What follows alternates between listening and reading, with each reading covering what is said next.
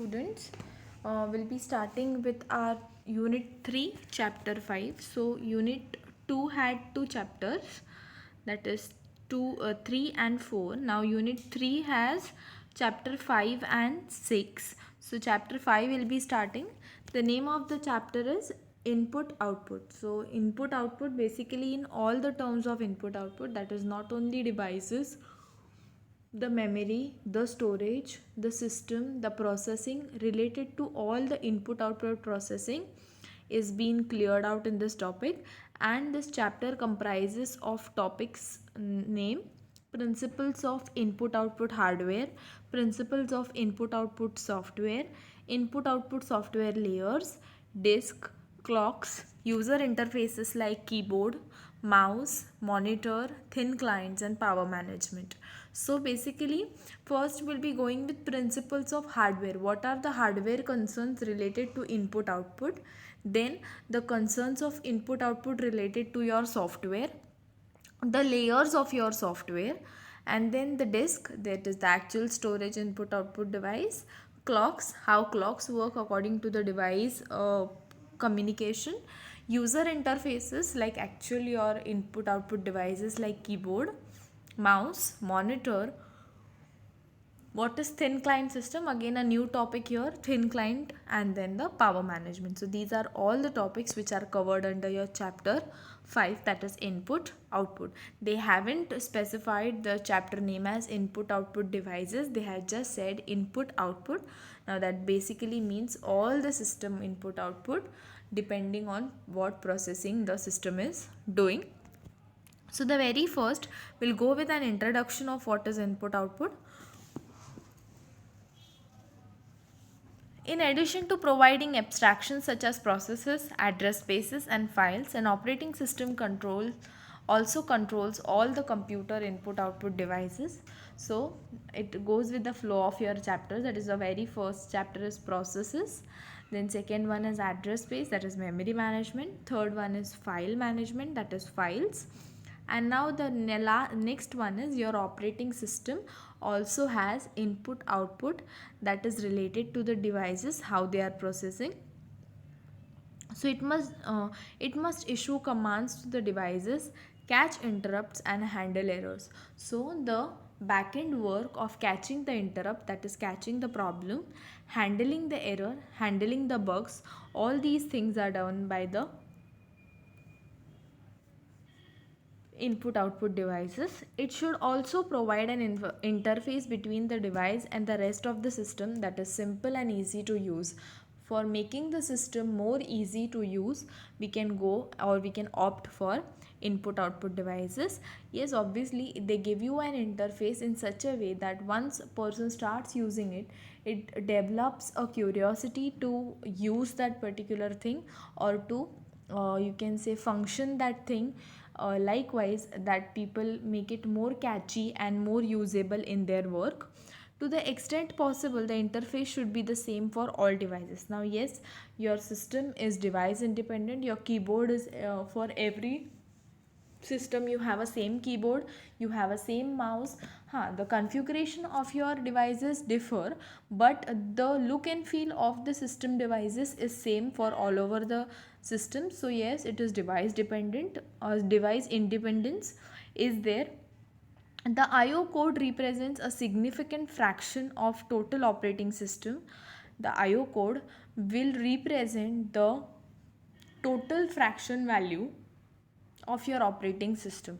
Operating system value will be provided from your IO code.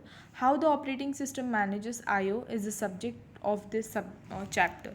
So how your input output device is basically working for all these related tasks in according to the operating system, with the operating system, that is with cooperation with the operating system,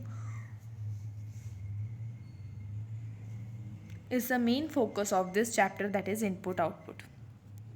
So we'll be going with the first thing, that is what are the types of devices divided into. When we are asked about the input output devices, we give an answer, yes, it's mouse, it's keyboard, it's monitor, then it's CPU, all these things. But no, the types in which your input output devices are divided are two types. The first one is block devices and second one is character devices. So what does block devices store? Stores information in fixed size blocks, transfers your in units of entire blocks. So block devices will not send the data by each and every bit. It will store the data in one block and then send that block over the network or over the system, and transferring of that units is also done for an entire block. See, each and single unit is not being sent into the block. Then second type is character devices. So when we talk about character devices, delivers or accepts streams of characters without regard to your block structure. So here block is not concerned, it is depending on the characters what system is feeding, the operating system is feeding, and according to which processing is being done. Not addressable does not have any seek operation. It will not go and search for from where it has come, why it has come. It will do its work. It is not addressable, that is, it will not go for the IP tracing. It will just do its task depending on what characters it is getting. So these are the two types. The first is block device and second one is the character devices. A block device is one that stores information in fixed size blocks. The size of the block is fixed, it is not variable, it is not changing. Each one with its own address. That is, each file or each unit in one block will have its own address space, and according to which they will be identified in the block. Common block sizes range from 512 to 65,536 bytes. So please keep this range in mind. That is, a block size, each block size in the block devices starts from 512 MB, that is bytes, 512 bytes to 65,536 bytes. So a block can be of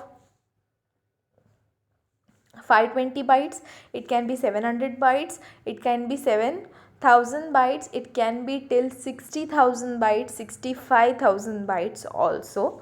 So block size can differ depending on the storage level, and all transfers in units of one or more entire consecutive blocks. So one after the another, every block, suppose there are 3 blocks, that is of 30,000, 30,000, 30,000. So each and every consecutive block, that is first 30,000 will move, transfer, then next 30,000, then next 30,000. Means what?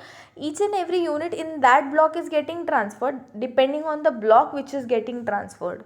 So interdependency of the blocks is not there. Consecutiveness means one after the another is possible. The essential property of a block device is that it is possible to read and write each block independently of all the other ones. So there is an independency in both the things, that is, each block is independent over one another. There is no dependencies. Hard disk, Blu-ray disc, USB sticks are common block devices. So hard disk, your hard disk is stored with a lot of data. Then your Blu-ray disc, similar to your floppy disk somewhere.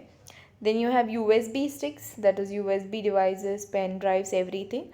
They follow the format of block devices. A character device delivers or accepts a stream of characters without regarding to any block structure. So they do not follow block structure. They go by each and every character stream.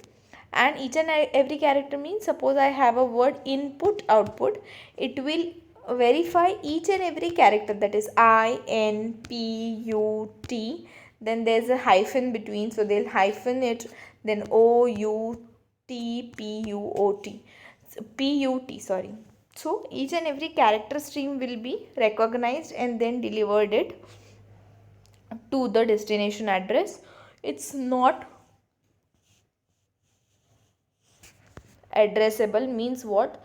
The address from where it has come is not the concern in character devices and does not have a seek operation. Seek operation means wherever it has come, you do not have to search, we just have to perform the task. Printers, network interfaces, mice, rats, then most other devices that are not disk like can be seen as character devices. So printer does not ask you from which system you have come. It just when you click on the print option, if it is connected to your LAN network, it will give you the printout. Similarly for network interfaces, if you go on Google and you search, they will not ask you do you have a verified IP address or not. It will give you the output whichever is required. Mice here means your mouse. You connect your mouse to any device and just go for pointing out the data. It will point out because it's not concerned with your block device or from which device specific you are. Then rats for psychological lab experiments. Rats means it's a singular and a plural way of representing in both the different scenarios. It's like that. And most other devices that are not disk like can be seen as character device. When they are not somewhere like a hard copy document, it can be specified as a character device. The classification scheme is not perfect. See, these both classifications are not that exact perfect, but they are given somewhere a subclassification. Some devices do not fit in. So clocks, for example, are not block addressable, nor they generate or accept character stream. So clocks here, clock is a different scenario. They do not fit in neither your block devices nor your character devices. They are somewhere different from it. All they do is cause interrupts at well defined intervals. So if your processing is not going well, depending on the clock, it will give you an interrupt that yes, your work has been stopped, please just follow some solutions to remove that interrupt. That is the intrude. There is we can say a hurdle. Interrupt can be a hurdle.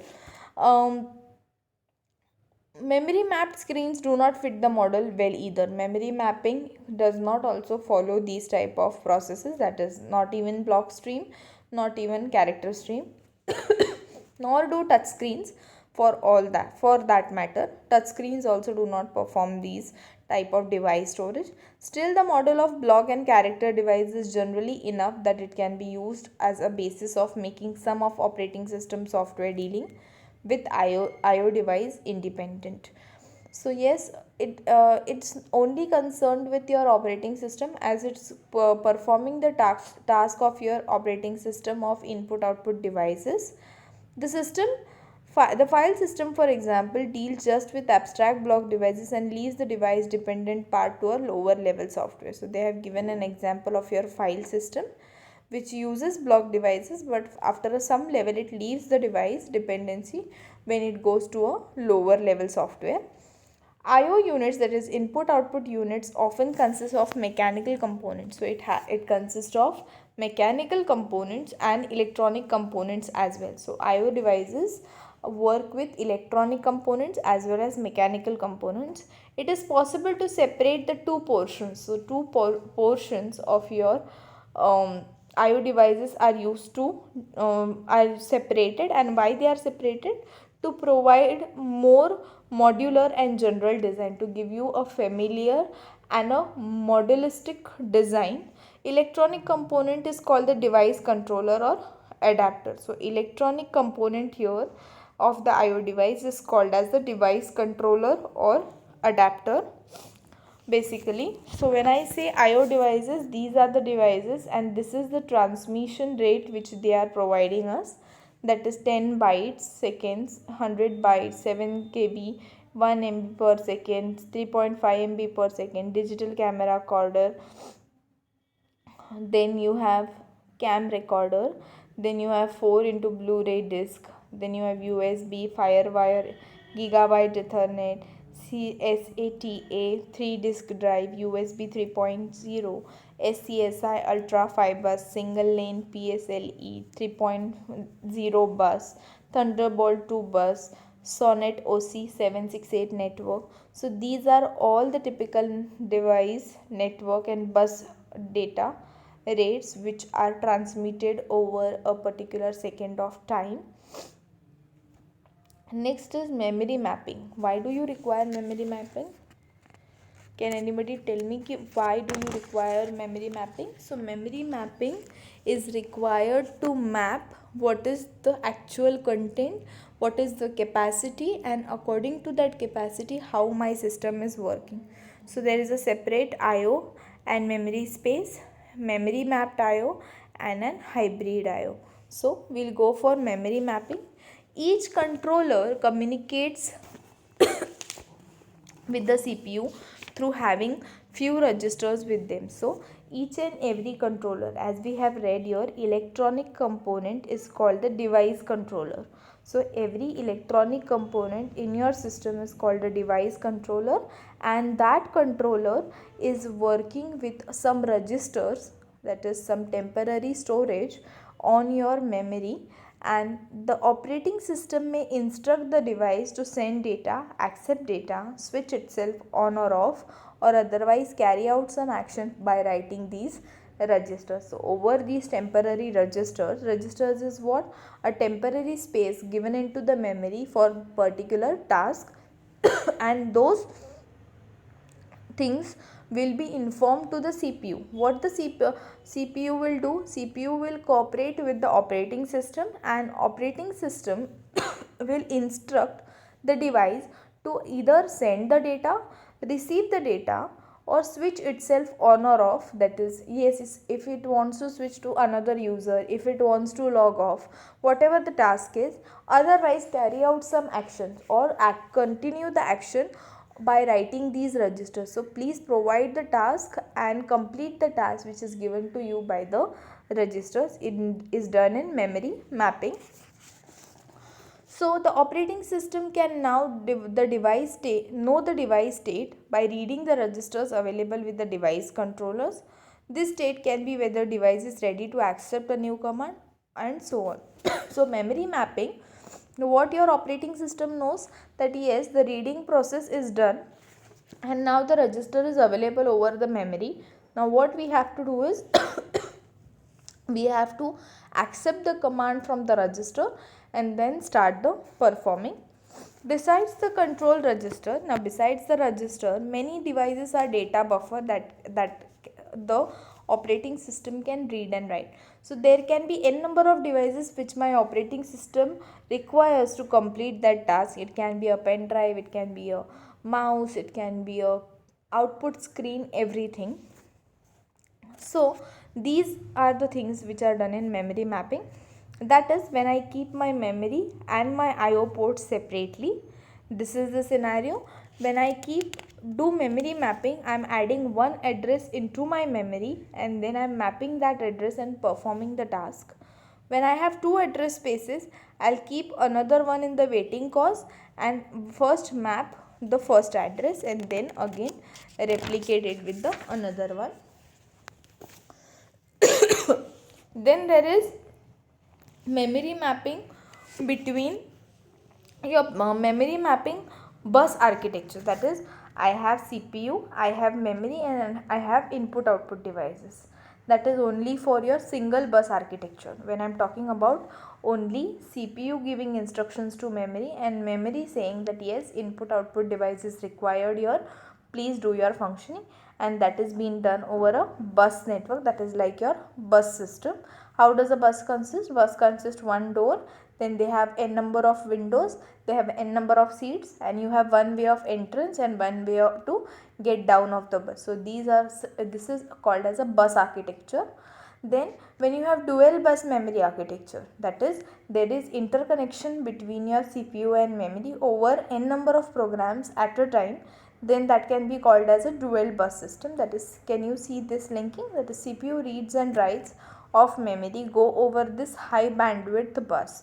So writing over the memory again and again can be done, that is called as dual bus architecture. Next is direct memory access. So please, if you do not understand this topic, go through it again and again. This was a question which was randomly asked 3 times, that is October 2016 paper, then it was 17 paper as well. In the 2019 paper also, direct memory access was a compulsory question, DMA question asked. So please go through it properly. So what does this diagram give you?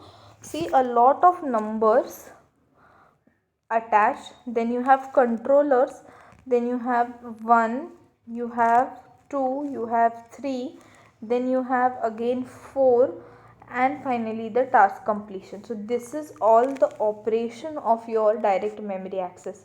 So when you directly go for a memory access, how does your direct memory access work? So they have said, no matter whether CPU does or does not have memory mapped IO. So even if memory mapping is not there in your system, it needs to address the device controller to exchange the data with them. So it requires a device controller to exchange the data over the memory and the CPU, that is called as direct memory access. The CPU can request data from input-output controller 1 byte at a time, but doing so wastes the CPU time. So a different scheme called DMA is often used. So direct memory access, rather than going for memory mapping every time, that is 1 byte at a time, we can go for direct access of memory, that is called as DMA. To simplify the explanation, we assume that CPU accesses all devices and memory via single system bus that connects the CPU and the memory and the IO devices. So a CPU can access all the devices, that is your input output devices. It can access your memory, as well as it works on a single bus system architecture, that is one process at a time over one bus network. And we already know that the real organization in modern system is more complicated. So nowadays you have real time operating systems and processing of that is very much complicated. So, but all the principles are same. The actual principles what are followed for these tasks to be completed are the same. They do not change. The operating system can use only DMA if the hardware has DMA controller. So it can only work if it has a DMA controller to work on direct memory access. Sometimes this controller is integrated into disk controller and other controller. So they can be also connected with disk controller. Yes, you can see this. So disk controller and DMA controller are altogether integrated so that they can work as separate or single device.